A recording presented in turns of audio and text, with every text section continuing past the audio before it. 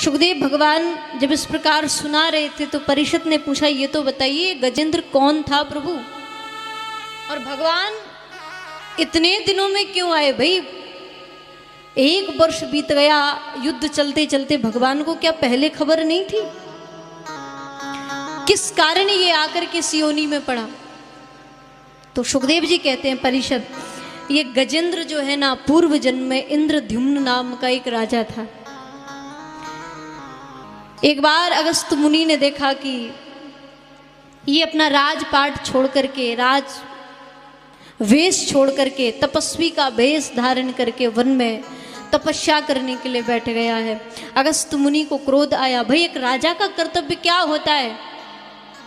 या तो कोई उत्तराधिकारी हो तो अपनी प्रजा को अनाथ तो छोड़ नहीं सकता है। राजा का कर्तव्य होता है पिता की भांति प्रजा का पालन पोषण उसे करना चाहिए, संतान की तरह वो उनका पालन पोषण करे, उनका पिता बन करके उनकी देखभाल करे।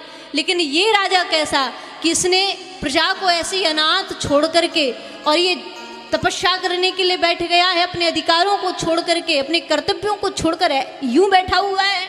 श्राप दे दिया कि तू अपने अहंकार में अकड़ करके तूने सब कुछ छोड़ करके आज तू एक गजेंद्र की भांति बैठा हुआ है। जा, मेरा श्राप है कि तू गजेंद्र हो जा, हाथी हो जा। और उसी श्राप के कारण ये आकर के गजेंद्र बन गया। एक हूहू नाम का गंधर्व था। ये जो ग्राह था ना, परिषद ने कहा ग्राह ने ऐसा क्या किया? गजेंद्र का तो चलो महाराज, इसने अपने अधिकारों को, कर्तव्यों को छोड़ करके विलग हो गया था, इसलिए ये योनि प्राप्त हुई। लेकिन ग्राह ने क्या किया? तो कहा कि महाराज ग्राह ने,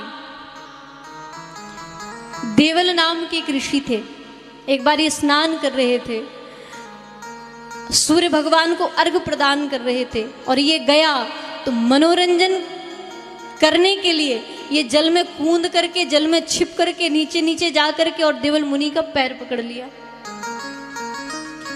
और संत का जब पैर पकड़ा महाराज, देवल मुनि डर गए, और डर के मारे जब क्रोध आया कि तूने मुझे डरा दिया, और क्रोध में आकर के श्राप दे दिया कि तू ग्राह की तरह आया, जा मेरा श्राप है कि तू ग्राह हो जा। और उन दोनों के श्राप के कारण ही ये दोनों आकर के एक गजेंद्र बना और एक ग्राह बना। लेकिन जब बार बार गिड़गिड़ाए, प्रार्थना करी, तो इन्होंने कहा कि भगवान के हाथों तुम्हारा उद्धार होगा। और आपने कहा कि भगवान इतने दिनों से क्यों नहीं आए? भाई 1 वर्ष हो गया, भगवान को आ जाना चाहिए था। तो कहा कि भगवान को जब तक कोई बुलाएगा नहीं तब तक भगवान जाएंगे कैसे? आपके घर कोई कार्यक्रम हो तो आप पड़ोसी को बुलाने जाते हो कि नहीं? कितना भी घनिष्ठ व्यवहार क्यों ना हो, कितना भी सगा संबंधी क्यों ना हो, लेकिन जब कोई उत्सव होता है, जब भी कोई कार्य होता है, तो हमें उनको बुलाना पड़ता है, अलग से निमंत्रण देना पड़ता है। अगर बुलाने भी नहीं जा पाओ ना तो बुराई हो जाती है। ऐसे ही ठीक भगवान भी चाहते हैं कि जब मेरा भक्त जब तक मुझे बुलाएगा नहीं तब तक मैं उसके पास जाऊंगा कैसे?